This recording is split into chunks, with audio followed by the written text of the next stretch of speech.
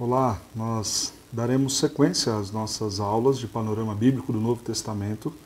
Nós já apresentamos toda a parte de contexto, falamos também algumas características próprias dos evangelhos sinóticos e agora começaremos a expor, livro por livro, a ideia de panorama geral de cada um dos livros do Novo Testamento. Vamos começar pelo Evangelho de Mateus. Informações básicas que a gente precisa ter do livro: a autoria dele, Mateus. Quem atribui essa autoria a Mateus é Papias, no ano 125 depois de Cristo. Então, um pai da igreja atribui a Mateus a autoria do livro. Em nenhum momento o livro fala, eu, Mateus, escrevo, não tem nenhum registro assim em primeira pessoa, mas a tradição da igreja atribui a Mateus o texto do primeiro evangelho do Novo Testamento. Quem era Mateus? A gente tem um entendimento de que Mateus e Levi são a mesma pessoa. O Mateus da lista dos apóstolos também, lá de Mateus 10, versos 2 a 4, é o mesmo Mateus Levi, coletor de impostos do registro de Mateus 9, também do registro de Marcos 2 e de Lucas 5. Levi talvez fosse uma descrição, um apontamento para a tribo de origem dele. Então ele era da tribo de Levi, um levita. Retém o registro aí na escritura da conversão dele como coletor de impostos, é chamado pelo Senhor. E talvez você pense, mas um levita, porque ele não estava nos ofícios do templo ao invés de estar ali coletando impostos, né? É interessante nós pensarmos o seguinte: naqueles dias você tinha muitos levitas trabalhando no templo e alguns deles buscavam outras formas de sobrevivência, um outro emprego, e aqui é um dos casos onde Mateus passa então a ser um coletor de impostos. É interessante a gente dizer que as muitas menções de números no livro, no Evangelho de Mateus, elas apontam para essa ideia de que ele era alguém da área de finanças, né? Quem afirma isso é o Dr. J. Carson, falando, né, fazendo esses comparativos, né, com os registros de parábolas e ensinos de Jesus, sempre relacionados a quantidades e a valores monetários, o que aponta que ele era alguém pelo menos entendido do assunto, o que nos faz ligar a figura de Levi, o coletor de impostos, de Mateus, o coletor de impostos, com a figura do autor do texto do primeiro evangelho. A data de escrita é aproximadamente o ano 70 depois de Cristo. Então Mateus ele tem contato com Marcos. Marcos é o evangelho fonte, né, o texto fonte para Mateus e Lucas. Assista o vídeo anterior para entender essa relação das fontes. E provavelmente então nesse período do ano 70 ele começa a escrever o seu registro do que viu, do que testemunhou da vida do nosso Senhor Jesus. Os destinatários deste livro, majoritariamente cristãos judeus convertidos, né? Então nós temos aqui aqueles que se converteram, que deixaram o judaísmo e se converteram ao cristianismo. O que nos faz pensar assim? As muitas menções ao Antigo Testamento. Mateus é o evangelho que mais cita o Antigo Testamento, então nós acreditamos que ele faz isso propositalmente por conta do seu público, dos seus destinatários. A perspectiva dele, ou o objetivo dele, era comunicar Jesus para estes judeus convertidos, né? A ordem no cano. Por que Mateus, se não foi ele o primeiro? A gente afirma que Marcos foi o primeiro a escrever o seu registro, sua narrativa sobre a vida de Jesus. Por que ele ocupa, Mateus ocupa o primeiro lugar na narrativa do Novo Testamento? Veja, ao observar o livro de Mateus, o capítulo 1 começa com a genealogia do Senhor Jesus Cristo.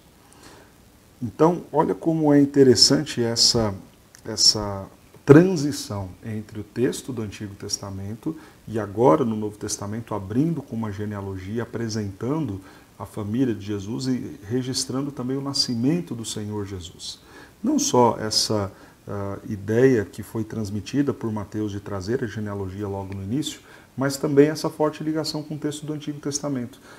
Pensando nos evangelhos, o que faria melhor essa transição do Antigo Testamento com o Novo Testamento é de fato o Evangelho de Mateus, pelas muitas conexões com o Antigo Testamento. Por isso que então que nós o vemos na como o primeiro livro do Novo Testamento. Algumas informações importantes, alguns detalhes que a gente vai observar aqui no livro de Mateus, que são distintivos em relação aos demais evangelhos. Primeiro, uma mescla muito bem feita entre narrativas e ensinos. O Evangelho de Mateus possui 5 grandes blocos de ensinos do Senhor Jesus, e entre cada um desses blocos você tem momentos de narrativas. Então, observar esse desenvolvimento ao ler o texto é algo maravilhoso.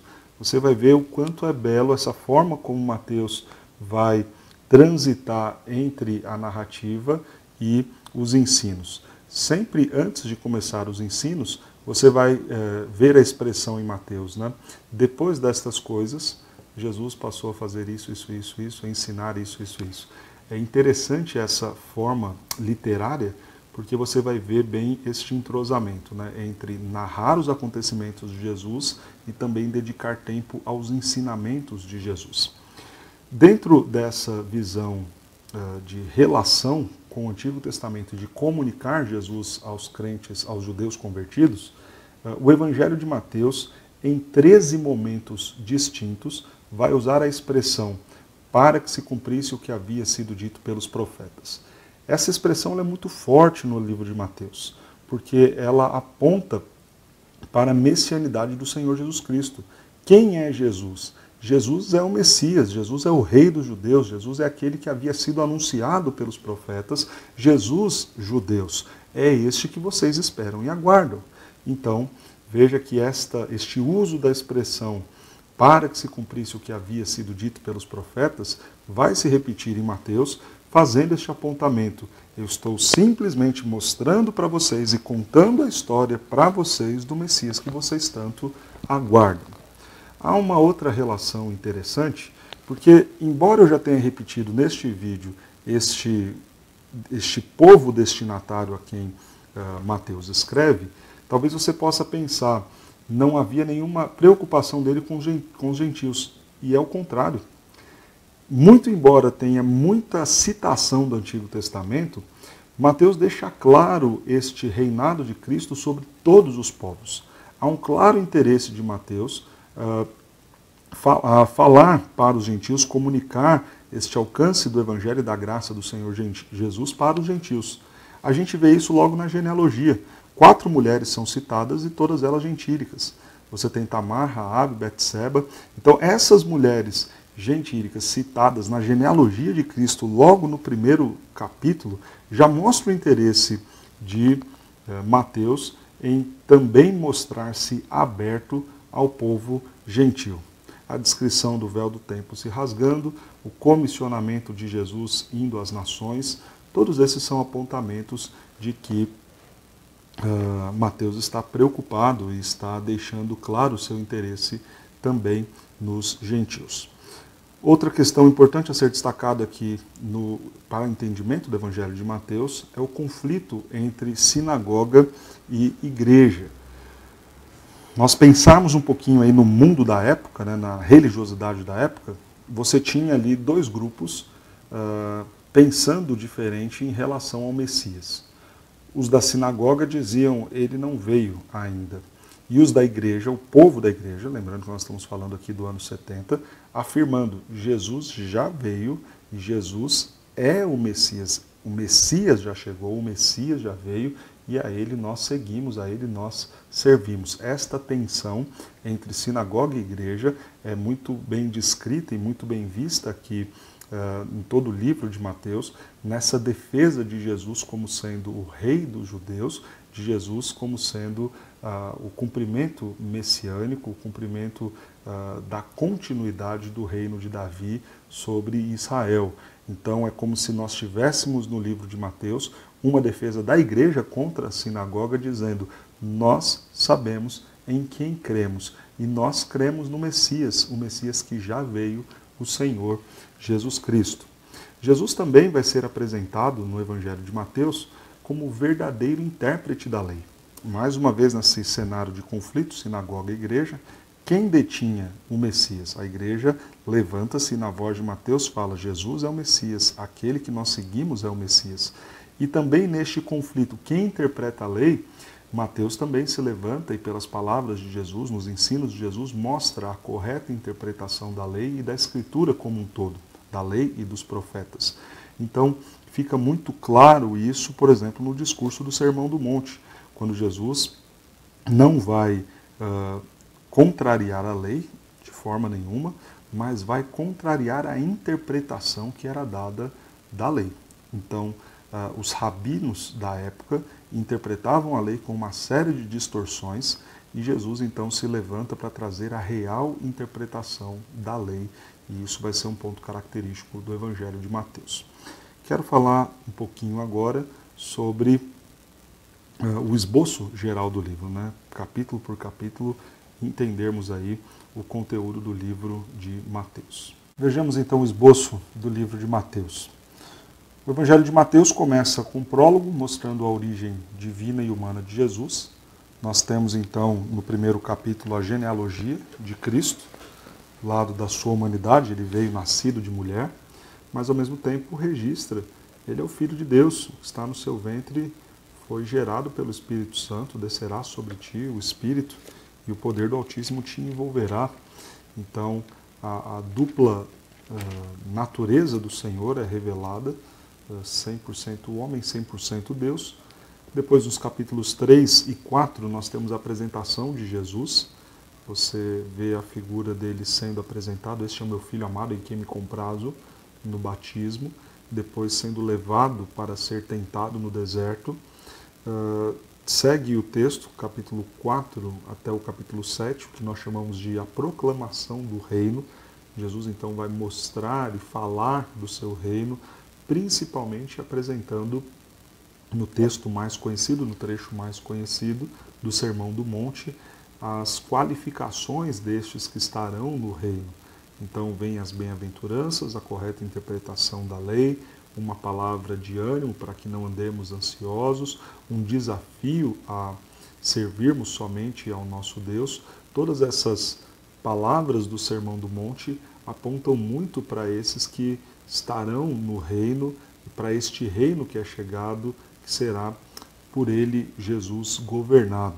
Capítulo 8 até o capítulo 10, nós temos um momento então em que os poderes deste reino serão apresentados, o poder da missão do reino será visto. Nós temos 9 milagres de Jesus nesses dois capítulos, do 8 e 10, 8, 9 e 10, perdão, esses três capítulos, onde essa divindade e o poder do Senhor Jesus será manifestado, justamente atestando o seu poder.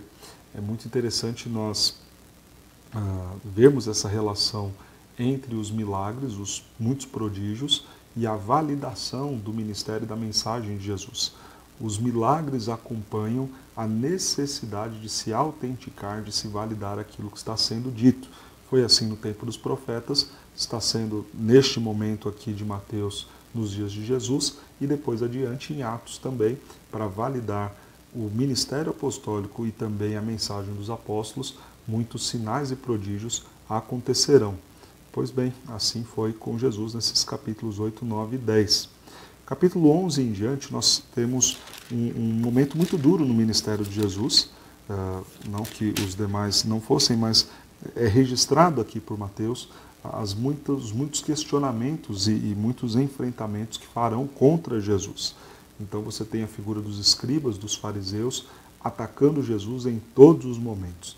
Então você tem os questionamentos e a oposição a Jesus. À medida que Jesus falava, logo alguém se levantava e o questionava e o afrontava. Veja que João vai enviar mensageiros e Jesus vai responder dizendo, olha, veja o que está acontecendo, eu sou realmente o Messias que vocês esperam. Depois Jesus vai reprovar as cidades impenitentes, Jesus vai ser questionado em relação ao sábado, Jesus vai expulsar os demônios lá do endemoniado e questionarão em nome de quem ele está fazendo isso. Veja então uma série de oposições e, ao mesmo tempo, questionamentos acerca de Jesus e seu ministério. Termina ali aquela geração como a geração de Nínive, né, o sinal de Jonas, já no final do capítulo 12, mostrando então esse duro momento que o Senhor Jesus vai enfrentar em seu ministério. Capítulo 13 até o capítulo 18 segue também ainda esses opositores, mas agora aparecem também sinais daqueles que vão seguir o Senhor Jesus, que vão confessá-lo como rei, né, e como seu Senhor. Você tem então agora algumas parábolas sendo contadas. Nessas parábolas, a parábola do joio, a parábola da pérola, a parábola do tesouro escondido, da rede, todas essas parábolas em alguma medida ilustrando o reino, a parábola do grão de mostarda, a parábola do fermento. Então todas essas parábolas em alguma medida vão mostrar a realidade do reino de Deus, mostrar a realidade dos opositores e mostrar a realidade também daqueles que confessam o seu nome. Dentre essas parábolas, no capítulo 13, uma das mais conhecidas, a parábola do semeador, onde Jesus vai mostrar essa ideia, né? O reino é semear, né? É sair a semear, e neste as sementes então cairão em alguns solos que vão dar fruto. Um solo vai dar fruto, os demais serão sufocados, mostrando a realidade dos que confessam e dos que se opõem. Você tem então, no final desse trecho do capítulo 18, depois de ver também algumas pessoas que, diante dos milagres, vão confessar o Senhor Jesus, você tem então, no capítulo 19 até o capítulo 25, esse momento de Jesus em Jerusalém. Jesus vai para Jerusalém, é o momento já final do seu ministério público, e em Jerusalém também vai ter vários enfrentamentos com escribas e fariseus, vai trazer novas parábolas agora já apontando o juízo do Senhor para a destruição desses muitos incrédulos, principalmente falando dessa nação que o rejeita. Então ele vai para Jerusalém, é recebido na entrada triunfal como rei, mas dentro de Jerusalém é rejeitado, seus ensinos não são aceitos. Então vêm as parábolas e vêm os sermões de reprovação de Jesus, acusando aquela geração, acusando esses que estavam pervertendo toda a nação. Vai culminar tudo isso na sua morte, na sua crucificação. Então, capítulos 26 a 28, esse rei que entrou triunfante em Jerusalém, mas agora vai ser reprovado, rejeitado, será então provado, crucificado e ressuscitado. E o livro termina então com Jesus ressuscitado, comissionando os seus discípulos a irem e pregarem. Então, vou repetir a ordem para que a gente se alinhe um pouquinho aí. Capítulo 1 e 2, o prólogo, mostrando a origem de Jesus, divina e humana. Capítulos 3 e 4, apresentação de Jesus, seu batismo e tentação. Capítulo 4 até o final do Sermão do Monte, lá no capítulo 7, a proclamação do reino. Jesus apresenta o reino, apresenta as características daqueles que estarão no reino com ele, apresenta as bases, as diretrizes do seu reino com a correta interpretação da lei. Capítulos 8 a 10, o poder da missão do reino. Então, os milagres começam a acontecer justamente para autenticar o ministério de Jesus e aquilo que ele está falando acerca do rei e do seu reino. Capítulos 11, eu diria até aí o capítulo 18, nós temos estes questionamentos e oposições a Jesus. Então são os duros enfrentamentos que Jesus vai enfrentar, de a cada novo ensinamento, a cada novo acontecimento, logo se levantam também aqueles que questionam, aqueles que se opõem. Jesus apresenta consolo, apresenta a verdade, mas sempre sendo ali confrontado. Nesse meio você tem também os que confessam, que diante dos milagres creem efetivamente em Jesus. Capítulo 19 a 25, Jesus vai para Jerusalém, recebe seu rei, Jerusalém recebe o seu rei, mas logo o rejeita. Então, esse é o título aí da divisão nossa do 19 a 25. Jerusalém recebe seu rei e o rejeita. Você tem uma recepção linda, belíssima, mas logo uma rejeição. E o final, 26 a 28, o rei é provado, crucificado e ressuscitado. Então, esse é um esboço que nós temos aqui do Evangelho de Mateus. Nós, apenas relembrando a nossa aula então sobre o Evangelho de Mateus, nós falamos acerca da autoria. Foi Mateus, o coletor de impostos, que está escrevendo o livro, claro, coletor de impostos antes da conversão. Aproximadamente anos 70, destinatários prioritariamente os cristãos judeus, aqueles que se converteram do judaísmo ao cristianismo. É o primeiro livro no cânon por conta da sua ligação muito intensa com o Antigo Testamento. Alguns assuntos importantes que nós temos aqui a destacar: o cumprimento das expectativas messiânicas na figura de Jesus, o interesse de Mateus nos gentios, então é um livro que aponta muito para este reinado de Cristo sobre todas as nações, o conflito muito intenso, e aí eu disse, do capítulo 11 até o capítulo 18, e também dentro da chegada em Jerusalém, são muitos entraves, muitos questionamentos, muitos embates, muitos opositores à figura do Senhor Jesus. Então é este conflito entre sinagoga e igreja, quem tem a razão, quem detém a correta interpretação da lei e quem tem o verdadeiro Messias. Então Mateus escreve nesse contexto justamente para mostrar que Jesus é o Cristo, é o Messias anunciado, que Jesus é quem interpreta a lei corretamente. E depois, por fim, vimos o esboço. Eu sei que tudo aqui na nossa aula é bem rápido. O objetivo desses vídeos é que a gente tenha então essa visão panorâmica mesmo dos livros, para que isso facilite o nosso aprofundamento à medida que a gente vai lendo e conhecendo devocionalmente o texto dos evangelhos. E na próxima aula nós já falaremos então do Evangelho de Marcos, aquele que é tido como a fonte para os demais evangelhos. Que Deus te abençoe, que você experimente este reinado de Cristo em sua vida, para a glória dele, em nome de Jesus.